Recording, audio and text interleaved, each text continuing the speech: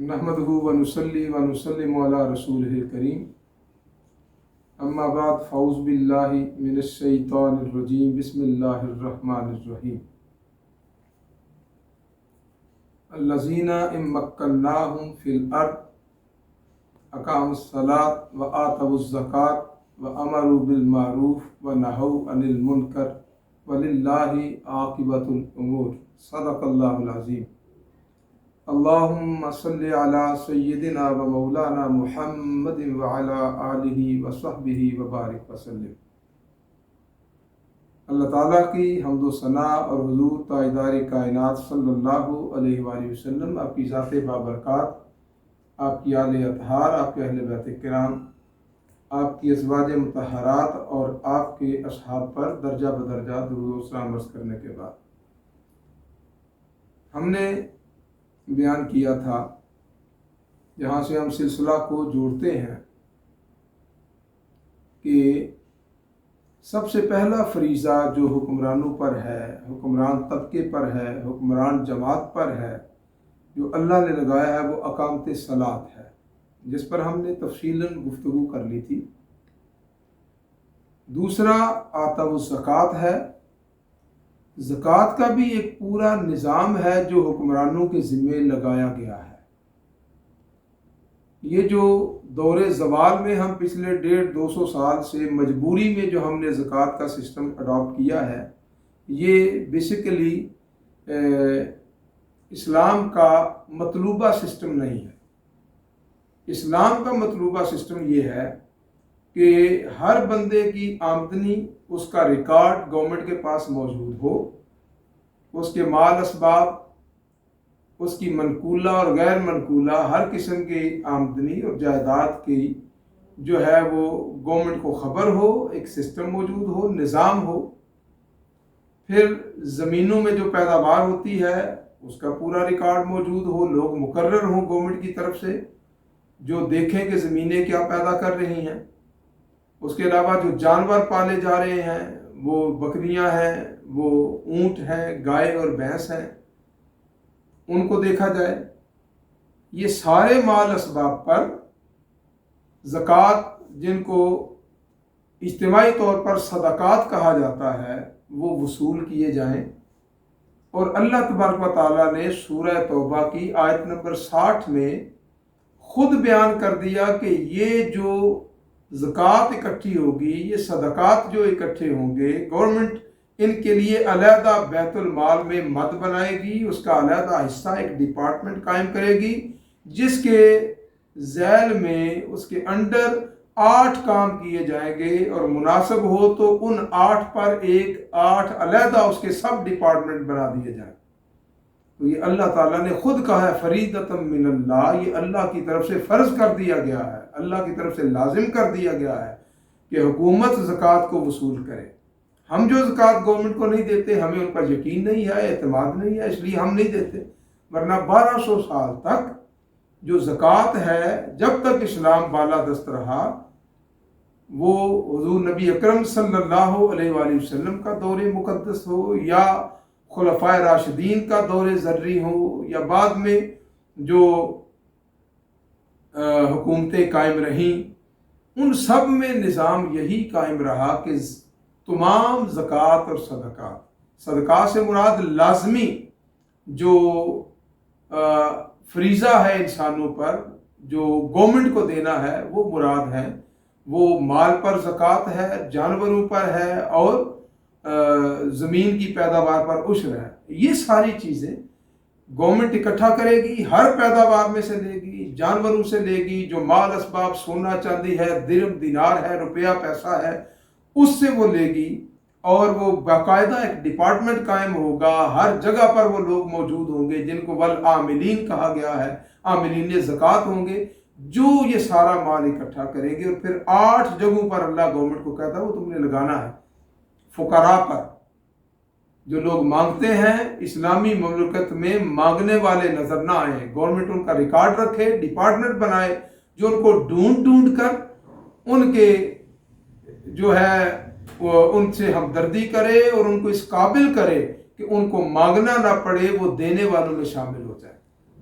दूसरा मसाकीन, वो लोग जो मांगते नहीं है इज़्ज़त नफ्स की वजह से, लेकिन वो तंगी की हालत में है, तुर्शी की हालत में है, उनका लिबास बताता है, उनके चेहरे बताते हैं, उनके मकान बनाते हैं, उनके रहन सहन के अंदाज बताते हैं कि ये गरीब लोग हैं, मिस्कीन लोग हैं। उनको तलाश कर करके हर गली मोहल्ले में मोहल्ले वालों को पता होता है, उनकी हेल्प की जाए, मदद की जाए और उनको मिस्कीनी की हालत से निकाला जाए। तीसरा फिर फरमाया कि वो लोग जो नए नए मुसलमान हों उनकी तारीफ कल्ब की जाए, उनको पता चले कि इस्लाम जो है कितना हमदर्दी वाला दीन है।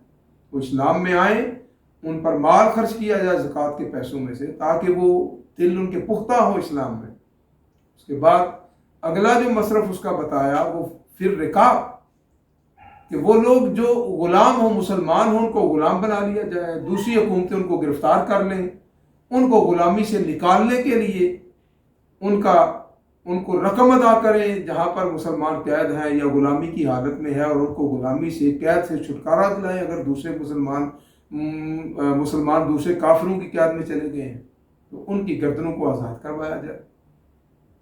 फिर फरमाया कि आमिलीन अलैहा, वो लोग जो इस ज़कात को इकट्ठा करते हैं, वो डिपार्टमेंट जो ज़कात को इकट्ठा करता है, उस डिपार्टमेंट की सैलरीज, तनख्वाहें इसमें से दी जाएं।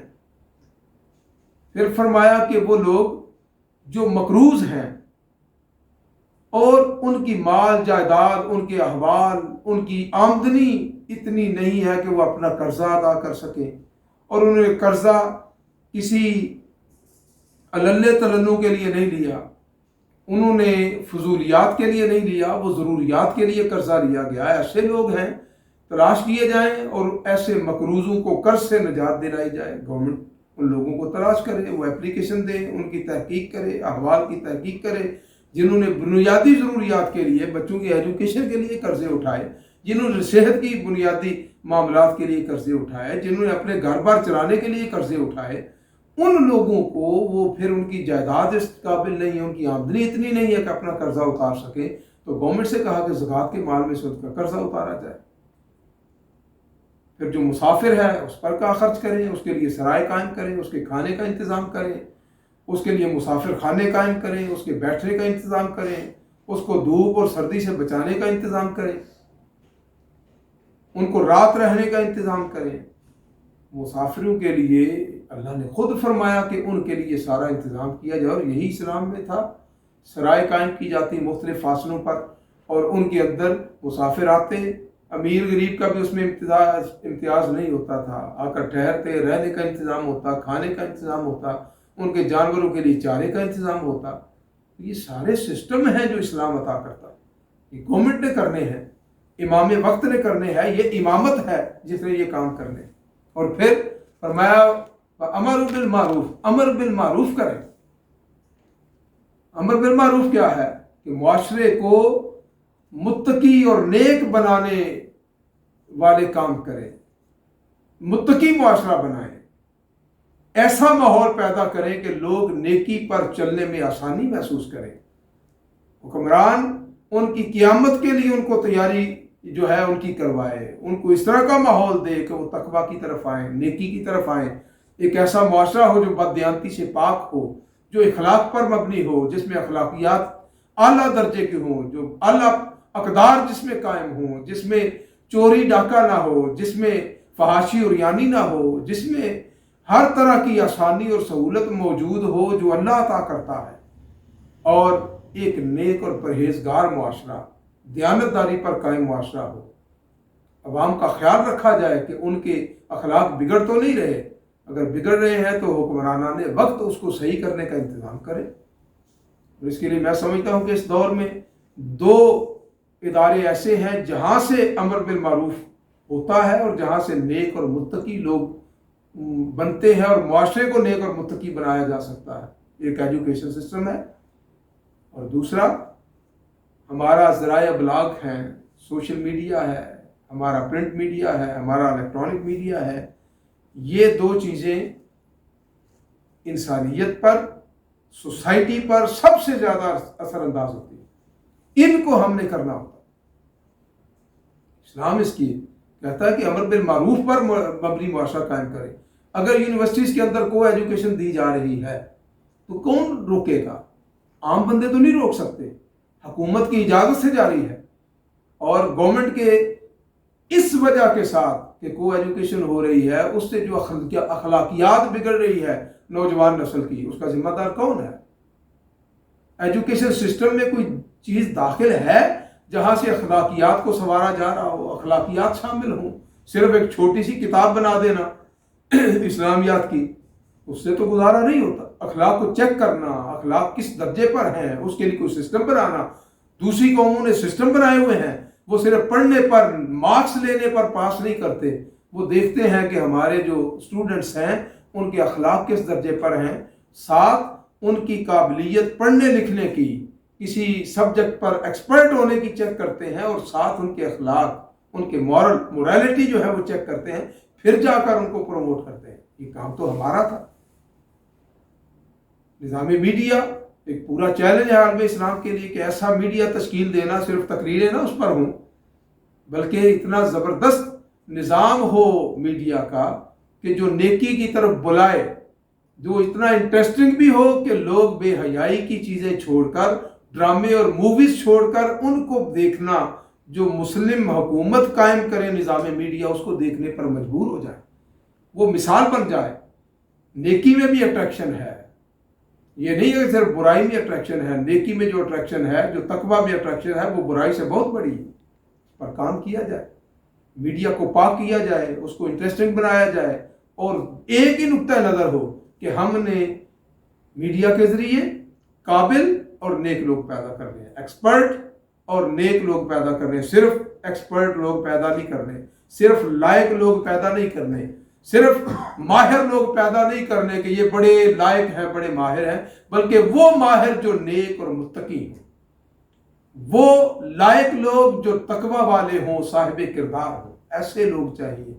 یہ ایجوکیشن سسٹم اور نظام ذرائع ابلاغ سے یہ ہوگا، یہ امر بالمعروف ہے جو گورنمنٹ نے کرنا ہے، عام بندہ یہ نہیں کر سکتا، تبلیغی جماعتیں نہیں کر سکتی، علماء نہیں کر سکتے، تقریر کرنے والے نہیں کر سکتے۔ اس پر قانون سازی کرنی ہے، گورنمنٹ نے کرنی ہے، بل لینے ہیں انہوں نے لانے ہیں، نافذ کرنا ہے حکومت نے کرنا ہے، اس کے لیے سسٹم بنانا ہے گورنمنٹ نے بنانا ہے۔ تو پھر ہے نہی عن المنکر کہ اب اگر کوئی، جب یہ نظام قائم ہو جائیں، اب اگر کوئی جو ہے وہ امر بالمعروف کو روکے، ایسے لوگ جو اس نظام کو توڑنے کی کوشش کریں، انہیں سخت سے سخت سزا دی جائے۔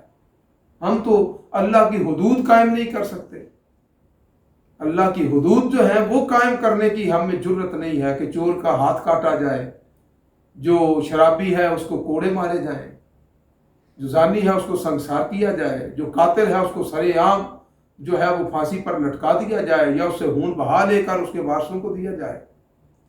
یہ سارے معاملات جو ہیں، جو کسی پر تہمت لگائے بغیر کسی ثبوت کے، بغیر چار گواہوں کے، جو تہمت لگائے اس کو کوڑے مارے جائیں، اس کو سرے عام جو ہے ذلیل و خوار کیا جائے، یہ ہے۔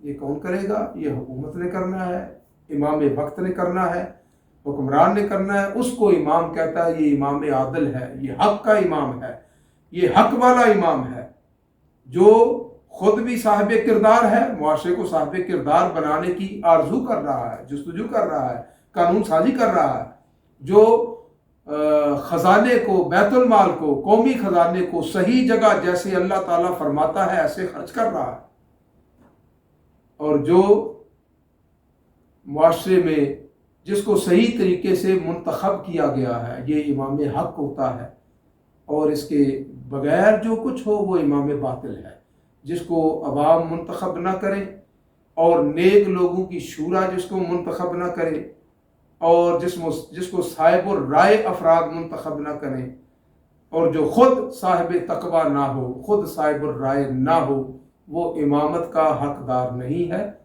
امامت پر قائم نہیں رہ سکتا۔ اسلام ایسے امام کو اتار پھینکنے کی جستجو کرتا ہے، آرزو کرتا ہے۔ تو انشاءاللہ یہ ہم نے امامت کے جو اللہ نے بیان فرمایا کہ حکمران یہ ہونا چاہیے، پہلے ہم نے بیان کیا کہ امام سے مراد حکمران ہوتا ہے، اور دوسرا ہم نے یہ بیان کیا کہ حکمران کی ذمہ داریاں کیا ہیں، ان کو اقتدار ملے انہوں نے کرنا کیا ہے، وہ سسٹم کیا ہے جو اسلام قائم کرنا چاہتا ہے، جس کی اللہ تعالیٰ طلب فرماتا ہے۔ انشاءاللہ اگلے پر ہم بیان کریں گے کہ پھر حضرت مولا علی، حضرت مولا حسن اور حضرت مولا حسین علیہ السلام، ان کا کردار کیا تھا، مختلف امور میں انہوں نے کیا جو ہے وہ طریقہ کار اپنایا اور اس کی اہمیت کیا تھی۔ وما علینا الا البلاغ المبین۔